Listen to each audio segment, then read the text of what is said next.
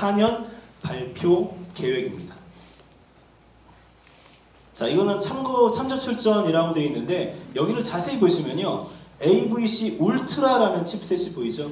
저 칩셋이 바로 4K를 처리하기 위한 파나소닉의 코덱이 들어가 있는 부분입니다. 코덱에 대한 자세한 설명은 여기 나와 있고요. 자, 저기 2014년도에 나온다고 합니다. 기대가 되고 있습니다. 또 한 가지 좀 재밌는 얘기를 들었습니다. GH4에 대한 루머입니다. 이거는 뭐 아무도 공식적으로 확인한 내용은 아니고요. 근데 너무 이 루머가 많이 이렇게 떠돌아다니다 보니까 제가 루머에 대한 부분들도 어차피 뭐 여기는 공식적으로 파나소닉의 입장을 대변한 자리는 아니기 때문에 말씀드려도 되겠다 싶어서 좀 준비를 했습니다. 어떤 거냐면요, GH4가 발표가 될 예정이라고 합니다.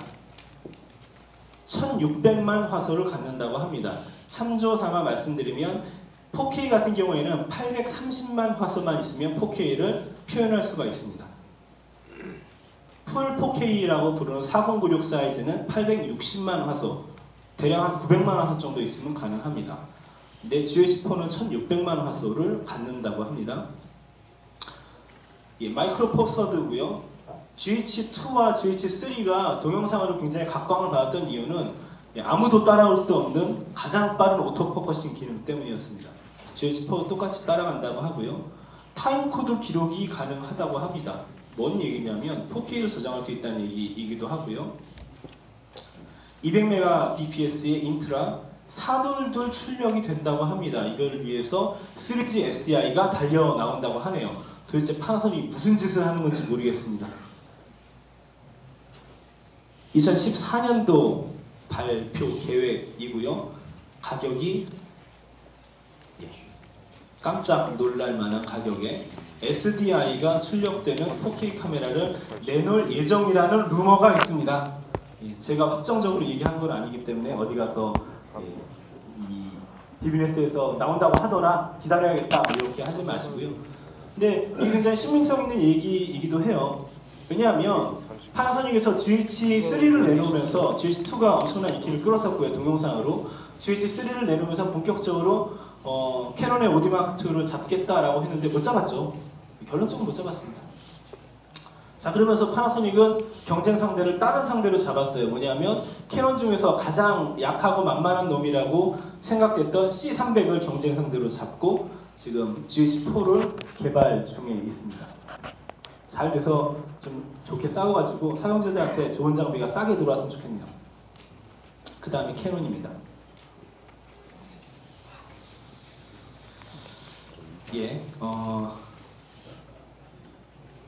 왜 캐논 로고를 안 썼냐라고 생각을 하실지 모르겠지만 캐논 로고를 쓰려다가 혼나가지고 캐논 로고 쓰는 그 규칙이 상당히 까다롭더라고요. 그래서 여러 가지 브랜드들이 있는데 캐논 로고를 같이 쓰지 말아줬으면 좋겠다라고 공식적으로 요청을 받아서 캐논 로고를 좀 바꿨습니다. 양해해 주시고요. 멋집니까? 네, 캐논 본사에 의뢰해 보겠습니다. 이렇게 바꾸라고. 자, 캐논은 뭘로 유명하죠? DSLR 아니죠? 2008년도에 나왔던 오디마크2 같은 경우에는 뭐 공전의 히트를 쳤었죠. 디지털 카메라로서가 아니라 DSLR이 아니라 무비 카메라로서 공전의 히트를 쳤습니다. 아직도 많이 사용되고 있습니다. 자, 2012년도에 오디마크3를 내놨습니다. 그리고 같은 해 1DC를 내놓으면서 HD 아웃, 인아웃이 좀 더 확장된 개념 4K까지를 다 아우르는 라인업을 갖춰놨습니다. 한 가지 아쉬운 게 있다면 H.264로 압축을 해놓은 거죠.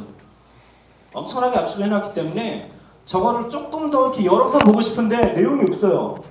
그래가지고 컨트라스를 조금만 만져야지 그러면 구멍이 뻥뻥뻥 나버리고 칼라를 조금만 더 세게 넣어야지 라고 생각을 하면 얼굴이 빨간색으로 뒤덮여버립니다. 찍은 대로만 써야 됩니다. 그럼 사람들이 좀 아쉬웠었죠. 좀 더 좋은 거 만드시면 안 돼요? 라고 캐논에 의뢰를 했고 캐논이 여기에 대한 답을 내놨습니다. C300이라는 기종을 내놨습니다. 슈퍼 35mm급의 제품을 내놨죠. 그리고 4K 장비도 내놨습니다. C500이라고 하는 것. 문제점이 하나 있습니다. 4K 장비인데 4K 저장은 안 됩니다. 4K 출력만 가능합니다. 저장을 어떻게 해요? 이 저장을 하시려면요, 외부 레코더를 사셔서 연결을 하신 다음에 그걸로 녹화를 다 뜨시면 됩니다 라고 C500 사이트에 나와 있습니다. 사람들이 착각을 해요. C500을 사가지고 야, 이 4K로 제작을 해야지. 레코딩을 딱 한 다음에 결과물들을 보면 우리가 잘 알고 있는 MPEG-2 50mbps의 HD 영상이 저장이 됩니다. 당황스러워하죠. 캐논에다 연락을 합니다. 4K 녹화가 안 돼요. 브로셔를 잘 안 읽어보셨군요. 4K는 안 된다라고 써 있습니다. 작은 글씨이지만. 그래서 사람들이 여기에 대해서 좀 불만이 많았습니다. 아니 이런 거 말고요. 저기 고화질로 되면서 좀 가격도 싸면 안 돼요. 이런 몇 천만 원짜리 말고. 그래서 캐논이 아 이런 거요? 라고 내놓은 게 C100입니다. 가격이 좀 쌉니다. 근데 문제점이 있습니다. 또 H.264네요. 사람들이 이제 이거는 아니지요. 좋은 장비입니다. 나쁜 장비라는 얘기가 아니에요. 각각의 특징들이 물론 다 있습니다. 쓰임새들이 있고 용도들이 있고요. 조금만 내용을 변형해서 쓰면 충분히 사용 가능한 여러 가지 좋은 특징들이 많이 있습니다. 하지만 사용자들의 입맛에 딱 맞는 그런 0.2%가 모자란 거죠. 자, 그러고 있는 찰나에 아주 신선한 놈이 하나가 등장을 합니다. 멘트도 굉장히 자극적으로 날립니다. 캐논이 안 하면 우리가 할까? 누굴까요? 이런 황당한 멘트를 날리는 애들이. 블랙매직입니다. 블랙매직 디자인에서 저런 황당한 멘트를 날리시더라고요. 캐논이 더 좋은 거 만들 생각 없으면 우리가 할까? 그래서 실제로 해낸 제품이 바로 블랙매직의 시네마 카메라 시리즈입니다. 2012년 4월 달에 시네마 카메라를 발표를 하고요. 2013년 4월 달에 포켓 시네마라는 제품을 발표를 합니다. 현재 제가 쓰고 있는 카메라이기도 합니다. 굉장히 작죠? 얘는 1인치의 센서 사이즈를 가지고 있고요. 무려 로우 폼의 저장이 가능합니다. 동영상으로요. 자, 그 다음에 같은 달에 프로덕션 4K 카메라까지 함께 발표를 합니다. 이번 캐논이 하지 않으면 우리가 해볼까? 라는 황당한 멘트를 날린 애들의 작품입니다. 근데 왜 얘네들이 베러 카메라라고 얘기했냐면 제 생각에는 성능이 베러라는 의미라기보다는 이게 베러가 아닐까요? 가격입니다. 4K 시네마 카메라는 995불입니다. 하나로 따져도 100만 원이 조금 넘는 금액입니다. 시네마 카메라는 1995불입니다. 4K 카메라는요 3,995불입니다. 말도 안 되는 금액의 가격대의 제품들을 내놓습니다. 이게 소위 각깡계라고 그러죠. 가격이 깡패. 가격이 깡패를 가장 잘하는 애들이 블랙매직인 것 같습니다. 어쩜 이렇게 싼 가격에 카메라를 내놔서 기존의 카메라 업체들의 기를 죽이는지 모르겠습니다. 근데 그럼 둘 중에 하나가 잘못된 거 아닌가요? 블랙매직이 내놓은 제품이 아주 후졌거나 기존의 카메라들이 지나치게 폭리를 취하거나 둘 중에 하나잖아요. 그래서 좀 궁금했습니다. 자, 이렇게 커다란 1인치짜리 센서를 가진 저 조그만 카메라를 내놓고 4K 카메라를 4,000불도 안 되는 금액에 내놓는 애들이 도대체 왜 이게 가능할까? 그래서 내용들을 좀 파봤더니 충분히 수긍이 갈 만한 내용들이 있었습니다. 뭐냐면요. 자, 이거는 제가 여기에 PT 자료는 제가 다 직접 그린 것들이기 때문에 퀄리티가 떨어지더라도 좀 양해를 해주십시오. 렌즈입니다, 렌즈. 안 믿기시겠지만 고품질 렌즈고요. 렌즈에 빛이 들어오면 그것을 우리가 흔히 얘기하는 센서부에서 잡게 되죠. 자, 이걸 가지고 데이터를 처리해서 처음으로 만들어낸 파일을 로우 파일이라고 부릅니다. 여기까지 다 아시는 내용들이죠. 근데 이거를 저장하기 전에 좀 다듬습니다. 로우 파일은 너무 필름으로 따지면 네거티브 필름이거든요. 이걸 현상해야 되잖아요. 그걸 하기 위해서 디모자이크, 화이트 밸런스, 감마값, 게인, 컬러, 커브, 세츄레이션 이런 것들을 막 만져냅니다. 그런 것들 막 만져가지고 좋은 그림을 만든 다음에요. 그것들 사이즈를 줄입니다. 사이즈를 맞추고 여기에 코덱을 이용해가지고 작은 사이즈로 만든 다음에 미디어에 기록을 합니다. 이게 일반적인 카메라들의 역할입니다. 블랙매직은요. 자, 앞부분까지 똑같습니다. 시모 센서로 빛을 받아가지고 이런 것들을 다 만든 다음에 로우 데이터 파일을 처리를 해서 그냥 저장합니다. 중간에 아무것도 안 거쳐요. 중간에 거치려면 돈 들어가잖아요. 그러니까 돈 들어가는 거 다 빼버립니다. 아니 그거 나도 좋은 거 아는데 그거 하려면 돈 많이 들어가. 그러면 우리가 얘기하는 가격의 깡패를 못해. 좀 다 없애버립니다. 그냥 미디어에 기록합니다. 그러면 나머지 것들은요 사용자들이 알아서 하시라고요. 얼마나 편합니까? 그러니까 사진관에서 사진을 찍었는데 네거티브 필름만 딱 주는 거예요. 인화는요 알아서 하세요. 하지만 저희 사진관은 다른 데보다 가격을 10분의 1로 해드리겠습니다. 이런 개념이라고 여러분들이 보시면 될 것 같아요. 자, 이거를 여러분들이 여기서 이제 로우라는 얘기가 나오게 되는데요. 이 로우 파일을 좀 더 아주 지능적으로 쓰는 애들이 하나가 있는데 걔네들이 바로 레드입니다. 지금 시간이 원래 예정된 시간보다 조금 오버될 것 같은데 괜찮으시죠? 네, 감사합니다. 예. 레드를 먼저 얘기하기 전에 먼저 한 가지 얘기를 더 해야 되는데 오클리라는 혹시 브랜드를 아시나요? 선글라스 브랜드? 예. 오클리하고 레드는 공통점이 있습니다. 하나는 1975년도에 설립이 됐고요. 하나는 2005년도에 설립이 됐습니다. 30년의 차이를 두는 이 회사의 공통점은 설립자가 한 사람이에요. 짐 제널드라는 아저씨인데 좀 머리숱이 없으신 이 아저씨는 오클리를 만들어가지고 대박을 치고 선글라스 업계를 평정해버렸습니다. 불과 몇십 년 안에. 그리고 다 했는데 이제 뭐 하고 놀지? 라는 생각에서 회사를 팔아버리고 레드라는 카메라 회사를 세웁니다. 이 아저씨가 NAB 2006에서 레드라는 카메라에 완전한 제품이 아니라 그냥 시제품 이렇게 만들어낼지도 몰라요 라는 3D 샷을 공개를 합니다. 스펙과 함께요. 자, 그리고 제품이 나온다 하고 점점점 딜레이가 되니까 사람들이 그럼 그렇지 사기치는구나, 어디 돈 뺏어 먹으려고 이 피라미드인가? 라는 생각들을 하면서 의심의 눈길을 막 보내기 시작했습니다. 그런데 한편으로 따지면 오클리를 했던 아저씨인데 이거 못 만들어내는 게 조금 이상하기도 하죠.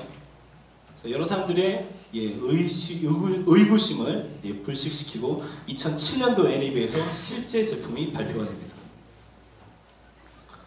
처음 나왔을 때 사람들이 얼마나 이상하게 생각했는지 모릅니다. 이게 카메라라고? 요게 박스가? 카메라를 저렇게 만들었어. 사람들이 이야기를 하게 됩니다. 이거를 보고 사람들이 조금 안심을 했죠. 카메라구나.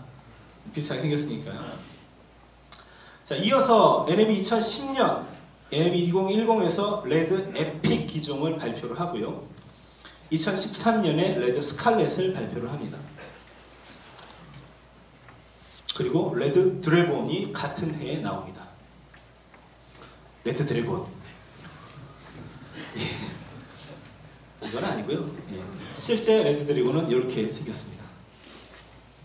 레드 드래곤은 무려 6K, 6K의 해상도를 갖는 장비로 만들어졌습니다. 자, 그러면 레드가 왜 이렇게 선풍적인 인기를 끌고 추노의 장면에서 막 사용되고 한국의 여러 드라마, 영화들에서 엄청나게 많이 레드를 썼습니다. 한국뿐만 아니라 전 세계적으로요. 왜 이렇게 됐냐면 레드 코드 로우 파일이라는 굉장히 중요한 이슈가 있습니다. 보통의 로우 파일 같은 경우에는 카메라 내부에서 사용하고 버려버리는 코덱이거든요. 코덱이라고 말하기도 좀 부끄러운 이런 애들인데 레드는 이걸 어떻게 해결했냐면 3:1에서부터 18:1까지 이 압축비를 설정할 수가 있어요. 직접 어떻게 압축할 건지. 네가 가져가서 필름 후반 작업을 제대로 하는 것들, 어느 정도 퀄리티를 원하니 라는 것들을 선택할 수가 있습니다. 로우 포맷 압축비를 사용자가 선택할 수 있도록 만들어주는 것은 굉장히 큰 의미가 있는 겁니다. 뒷부분에서 좀 더 자세히 다뤄보도록 할게요. 자, 레드원 카메라의 모습입니다. 사람들이 굉장히 많이 비웃었었던 카메라입니다. 뭐 카메라가 이따위로 생겼냐고, 이상하다고. 기존의 카메라 업체들이 얼마나 비웃었는지 모릅니다. 저거 아주 찍히겠어? 자, 이게 뭘까요? 소니의 가장 최신작 F55입니다. 저는 둘의 생김새의 차이점을 잘 못 느끼겠습니다. 욕하면서 닮아가는 거죠. 자, 지금 이 표는 전체 카메라들에 대해서 제가 지난 몇 주간 다 정리를 해보았습니다. 센서 사이즈, 해상도, 저장 코덱, 저장 매체, 렌즈 마운트, 출력 단자, 가격까지. 그래서 사진 찍게 좀 놔드릴까요? 이 데이터는 제가 직접 인터넷을 뒤지고 여러 유저 포럼들을 다 뒤져가지고 출연한 종합적인 데이터들입니다. 아마 가격까지가 참조가 되기 때문에 여러분들이 좀 비교해 보시기에 굉장히 편리한 거일 것 같아요. 이런 정리를 해당 업체에서 좀 해주면 좋은데 해당 업체들이 굉장히 불친절합니다. 잘 안 해줍니다. 그래서 하는데 일주일 이상 소요가 됐습니다. 저도 뭐 일을 해야 되니까요. 그리고 참고 삼아서 말씀드리면 오늘 발표를 하실 5명의 강사분들의 자료들은 저희가 다 간추려서 저희 사이트 쪽에 올려놓도록 하겠습니다. 여러분들이 좀 마음껏 가져가셔서 참조를 하실 수 있도록 해드리도록 하겠습니다. 여기서 먼저 살펴볼 것은 센서에 대해서 좀 살펴보고 싶습니다. 센서에 대해서 여러 가지 센서 사이즈들이 있죠.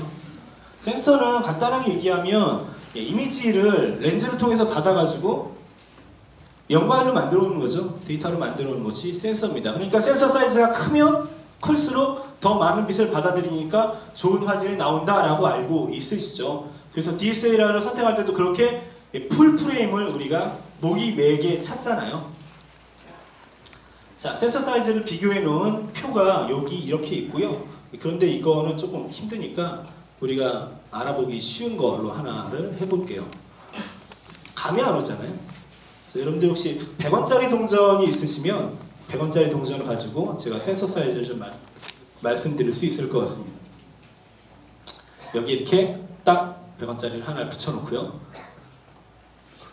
여기다가 올려놓으면 잘 안 보이니까 100원짜리 한번 확대를 해보겠습니다. 조금 키워본 다음에 여기에 이제 센서를 올려볼게요. 우리가 가장 잘 아는 3분의 1인치 센서는 요만합니다. 저는 3분의 1인치가 엄지손톱만 할 줄은 알았어요. 요 정도는 될 줄 알았거든요. 근데 좀 아니더라고요. 이게 우리가 썼던 소니 Z1이나 PD170, 캐논의 SF305, 105